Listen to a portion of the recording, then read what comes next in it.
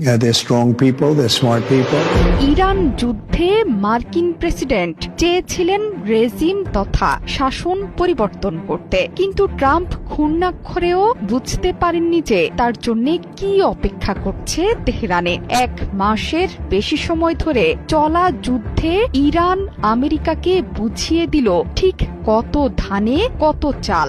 ইসলামাবাদে যুদ্ধবিরতি আলোচনার মধ্যে রয়টার্স দিল চাঞ্চল্যকর তথ্য।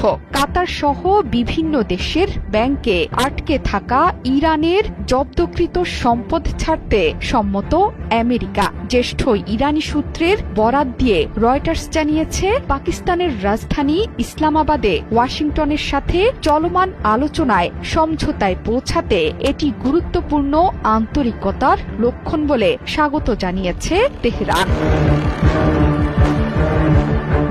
গণমাধ্যমটি বলছে, সম্পদ অবমুক্ত করার বিষয়টি হরমুজ প্রণালী দিয়ে নিরাপদ চলাচল নিশ্চিত করার জন্য সরাসরি যুক্ত।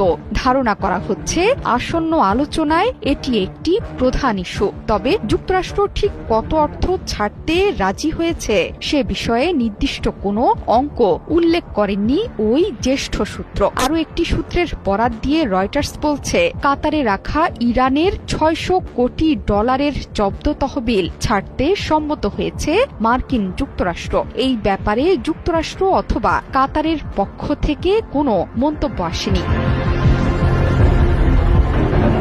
2018 সালে জব্দ হয়েছিল $600 কোটি অর্থ।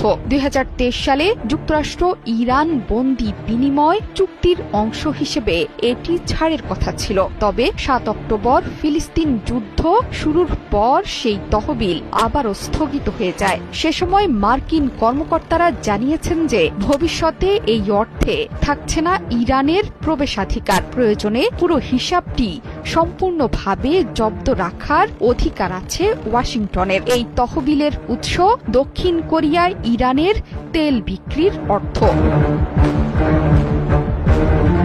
সম্পদ অবমুক্ত করার বিষয়টি হরমুজ প্রণালী দিয়ে নিরাপদ চলাচল নিশ্চিত করার সঙ্গে সরাসরি যুক্ত। ধারণা করা হচ্ছে আসন্ন আলোচনায় এটি একটি প্রধান ইস্যু। যুক্তরাষ্ট্র কত অর্থ ছাড়তে রাজি হয়েছে সে বিষয়ে নির্দিষ্ট কোনো অঙ্ক উল্লেখ করেননি জ্যেষ্ঠ এই সূত্র। তবে আরও ইরানি সূত্র দিয়েছে একই তথ্য। তারা বলছেন, কাতারে রাখা ইরানের $600 কোটি জব্দ তহবিল ছাড়তে সম্মত হয়েছে মার্কিন যুক্তরাষ্ট্র।